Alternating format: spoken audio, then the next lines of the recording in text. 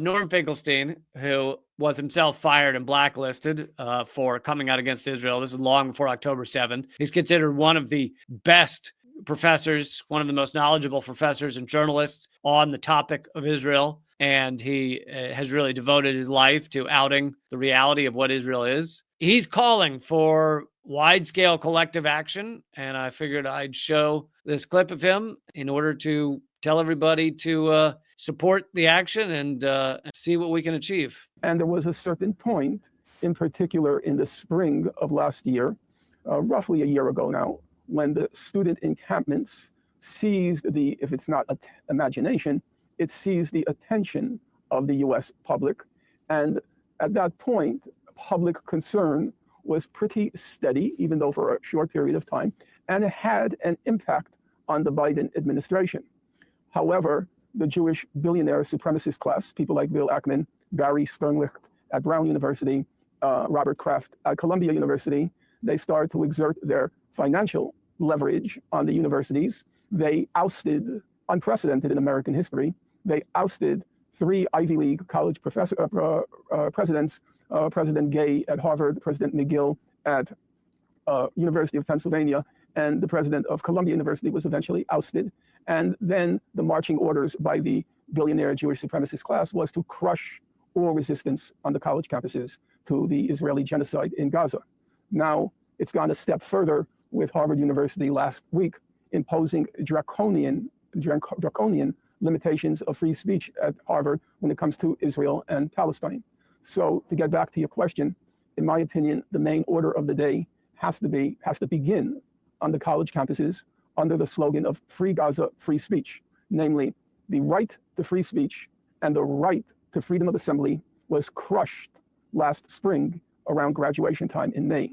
And the challenge now has to be for every college campus in our country to seize on the slogan, Free Gaza, Free Speech, the right to speak your mind out on the genocide, the ongoing genocide in Gaza, and the right of assembly.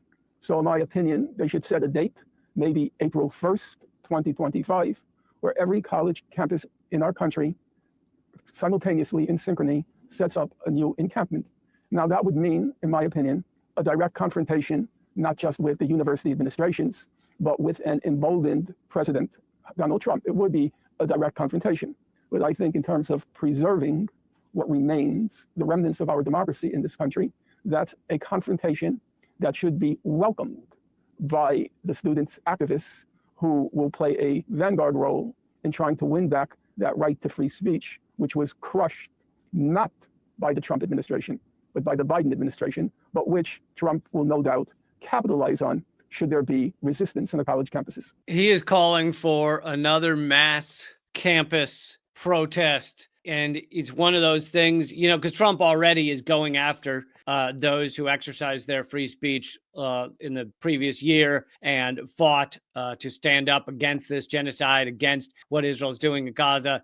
Trump is already working to deport some of them, is working to get their visas revoked. And as Norm Finkelstein says, the students would need to be the front edge of this, but it would be a fight not just for a free Palestine, but also for freedom of speech, because that's what's being exercised here. And you don't have to agree with everything that a protester says to think that they have the right to say it. And so this, what Finkelstein's calling for is a large-scale campus protest similar to what happened last year. But obviously, if it gets big enough, it can't be easily stopped by school administrators, by police officers. It needs to be large. And, there are thousands and thousands and thousands of colleges across this country, and we really only talked about a few of them. Now, some of those, like Columbia, I'm sure, they're going to be ready to do anything, to tear gas anyone who starts to set up a tent. But most of the colleges across this country are not prepared for that type of thing. They're not prepared for even just a few hundred people to